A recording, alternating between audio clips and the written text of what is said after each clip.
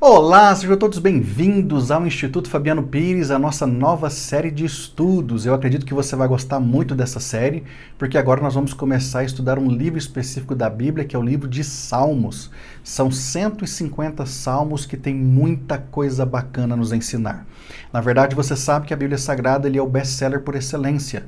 A Bíblia Sagrada é o livro mais impresso, mais vendido e mais lido no mundo inteiro. Ainda que nós tenhamos uma série de religiões que não usem a Bíblia como regra de prática e de fé, mas de fato a Bíblia Sagrada, tanto pelo cristianismo quanto por outras vertentes religiosas, é mesmo o livro mais, repito, impresso, mais vendido e mais lido que nós temos. E nós vamos então começar o nosso estudo do livro de Salmos. Você vai ter um vídeo para cada salmo, pode ficar tranquilo. Nesse vídeo introdutório eu quero te dar algumas informações muito legais sobre esse livro da Bíblia, que vai fazer com que você comece a ter realmente o seu despertamento para o desejo de estudar a palavra de Deus, e nós vamos estudar isso com muita devoção, com muito carinho, com muito apreço. Eu começo a nossa aula introdutória falando de uma citação do autor Meyer Pearman, que diz o seguinte: nos livros históricos da Bíblia, que estão lá no Antigo Testamento, que são 12, não é? Nos livros históricos, Deus fala do homem. Depois, nos livros proféticos, Deus fala ao homem. E nos Salmos, o homem fala a Deus.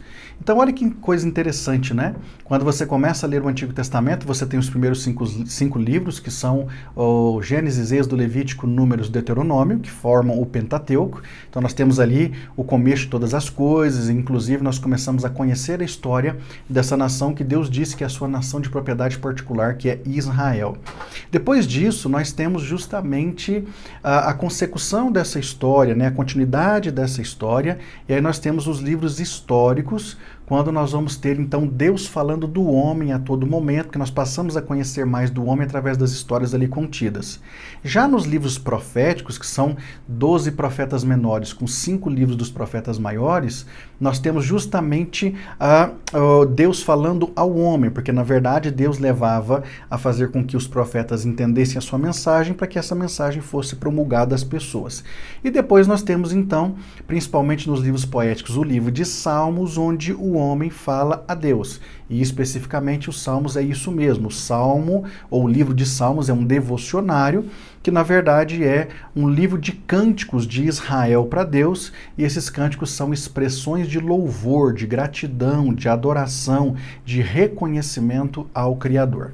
Agora é mais que evidente que em todos os salmos, repito, são 150 momentos específicos, nós vamos encontrar também, dentre tantas situações de oração ou de declaração das pessoas que escreveram os salmos, nós temos momentos onde as pessoas vão desnudar o seu coração com aquilo que está mais profundo, como, por exemplo, suas alegrias, suas tristezas, suas angústias, o seu próprio louvor, sua entrega, seu comprometimento, sua dependência de Deus, os seus desejos, as suas convicções, os seus desesperos.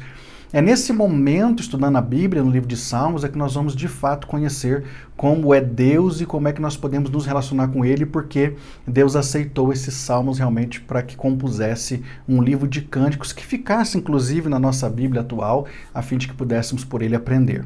Ao lermos, inclusive, salmos, nós podemos nos identificar com muita facilidade com os autores dos salmos, porque, na verdade, são homens muito sinceros falando a Deus daquilo que eles estavam passando, daquilo que estavam sentindo.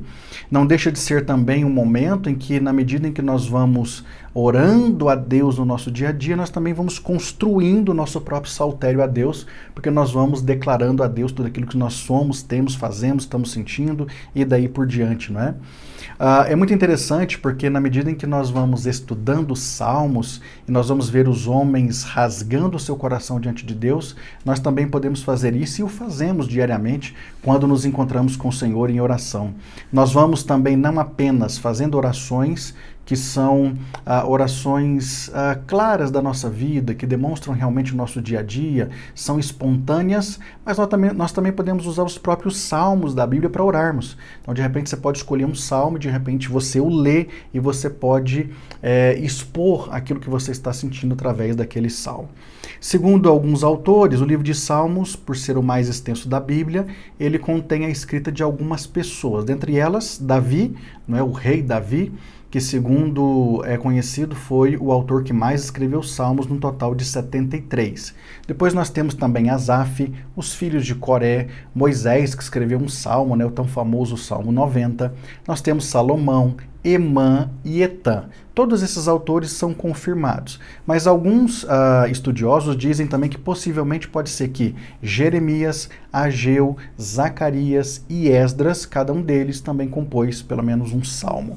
Nós temos também, segundo os tradutores da Septuaginta, a informação de que Ezequias muito possivelmente pode ter escrito 15 salmos. E nós temos, dentre os 150, aqueles que são denominados literalmente anônimos ou órfãos, porque ninguém sabe quem são seus autores, tá bom? Essa informação é só para você ter uma ideia. E os salmos, em grande parte, né, foram escritos aí desde o tempo de Moisés até após o cativeiro babilônico, ou seja, mais ou menos dentro do período de 1000 anos. Mas, ao que tudo indica, a maior parte foi realmente escrita dentro da fase áurea, né, da poesia de Israel, principalmente por conta de que a maioria dos salmos foi escrita por Davi, e Davi então se encaixa dentro dessa perspectiva. Era muito comum, inclusive, que Israel se reunisse em momentos, né, para falar com Deus, e esses momentos também eram envolvidos através de cânticos. Inclusive, pode ter sido até o próprio Davi quem foi a primeira pessoa a compilar um livro de cânticos para Deus dentro da estrutura de Israel. Segundo o que nós ficamos sabendo também pela Bíblia, quando Salomão faz a edificação do templo a Deus, é dito pela Bíblia Sagrada que foram separados 4.000 homens apenas para o ministério do louvor. Portanto, nós tínhamos essa praxe permanente de adoração a Deus por intermédio de cânticos. Quem muito possivelmente, segundo também estudiosos, pode ter compilado os 150 salmos que temos em mãos foi Esdras, e os salmos possuem, além de 150 momentos específicos, 2.461 versículos inspirados. Normalmente, inclusive, dizemos que ele é um livro só, mas na tradição hebraica os salmos são divididos em 5 livros. O primeiro vai do Salmo 1 a 41, o segundo do 42 a 72, o terceiro vai do 73 a 89, o quarto vai do 90 ao 106 e o quinto livro vai do 107 ao 150, e nós teremos, repito, um vídeo pelo menos para cada um desses salmos, tá bom? De acordo com determinados estudos, os salmos foram mencionados no Novo Testamento de tal forma que houveram pelo menos 224 passagens citando os salmos. E essas menções, inclusive, são de 103 salmos diferentes. Agora, se forem somadas todas as menções, ou seja, principalmente as repetidas, nós temos um total aí de aproximadamente 280 referências ou deferências aos salmos no Novo Testamento. É dito também que cada um dessas 5 divisões, né, livro 1, 2, 3, 4, 5, de acordo com a tradição hebraica, possui semelhanças com um dos livros do Pentateuco. Então o livro 1 seria um livro muito semelhante a Gênesis, o 2 ao Êxodo, o 3 ao Levítico, o 4 a Números e o 5 a Deuteronômio. Então é uma informação bem legal, porque principalmente para você que é muito atencioso, estudioso, na medida que você lê, você vai começar a realmente perceber essa identificação. Todos os salmos todas as divisões terminam com uma doxologia, tá bom? Então, as 5 divisões, o último versículo do último salmo da divisão, termina com uma doxologia, que é um momento de expressão de adoração e reconhecimento a Deus, tá? Então, por exemplo, Salmo 41, versículo 13, termina com as palavras Amém e Amém. Salmo 72, 19, Amém e Amém.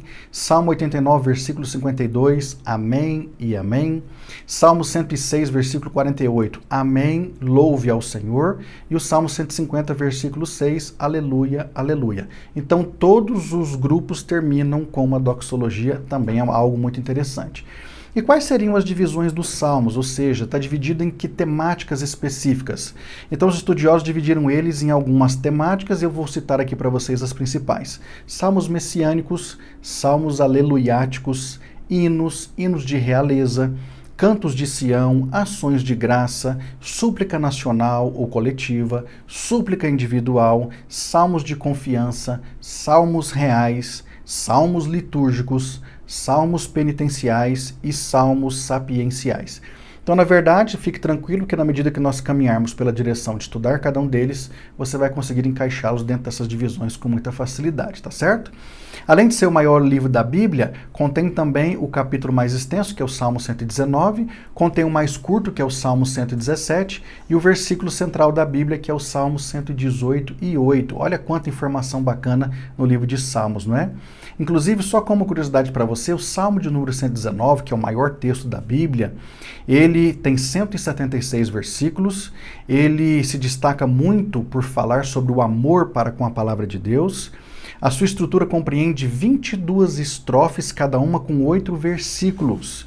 E um detalhe muito legal, cada uma dessas estrofes começa com uma letra do alfabeto hebraico na sua ordem, formando então um acróstico alfabético. Olha que legal, né? Olha que perfeição dos textos da Sagrada Escritura. Nós temos também no livro de Salmos a menção por vezes de uma palavrinha chamada Selá.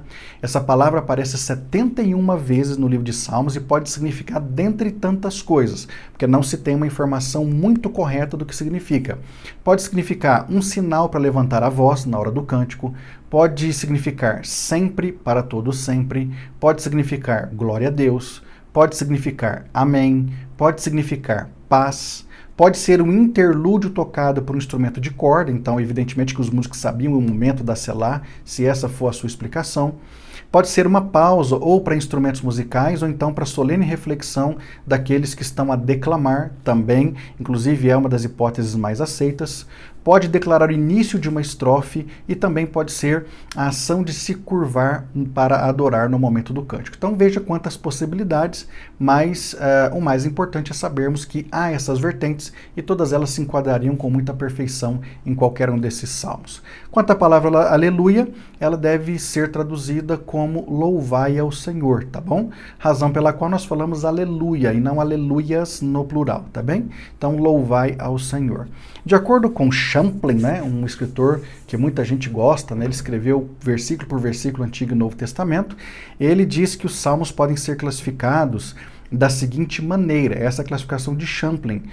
Salmos de lamentação são mais de 60, de ação de graça e louvor são mais de 30, hinos são cerca de 18, salmos reais são 17, messiânicos 15, litúrgicos 11, salmos de sabedoria são 10, de história sagrada são 9, do chamamento à adoração são 8, salmos de confiança são 5, cânticos de Sião são 3, cânticos de louvor à lei são 3, salmos de proteção são 91, de oração pela vitória em torno de 20, salmos didáticos em torno de 15 e salmos de doxologia vários, inclusive o salmo de número 150 encerra essa coletânea de doxologia. Então, na verdade, nós temos aí os salmos e é mais que evidente que em algum momento nós vamos encontrar um salmo que está dentro de mais de uma categoria, não é? Ele não está apenas em uma categoria.